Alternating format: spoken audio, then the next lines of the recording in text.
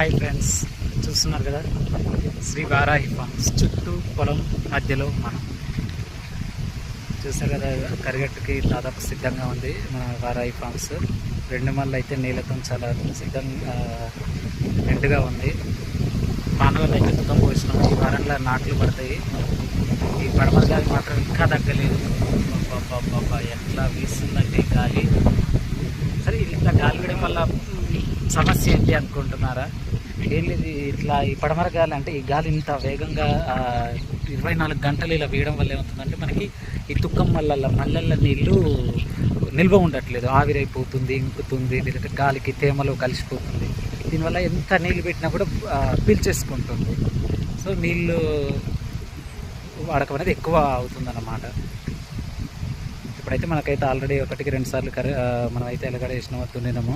ఇక కరిగడ్డ సిద్ధంగా అవుతుంది. ఇక్కడ నారు మరి ఇక రేపటి నుంచి స్టార్ట్ అయితే మనకి రేపు బుధవారం లేదా గురువారం రోజు నాట్లు పడుతుండొచ్చు అనుకుంటున్నా. ఇంకొకసారి దున్నిపించి కరగడ్డ చేస్తే నాటకి వెళ్ళిపోవచ్చు. చూస్తున్నారు కదా, 2 చెర్లు లాగా కనపడుతున్నాయి. ఆ ఎర్రమట్టి అడ కనపడుతుంది. ఆ ఎర్రమట్టి మీద 3 తాళ్ళు చెట్ల కన్నా మనం ఒక చిన్న కుటీరాన్ని వారాహి ఫార్మ్స్ని కట్టుకోబోతున్నాం.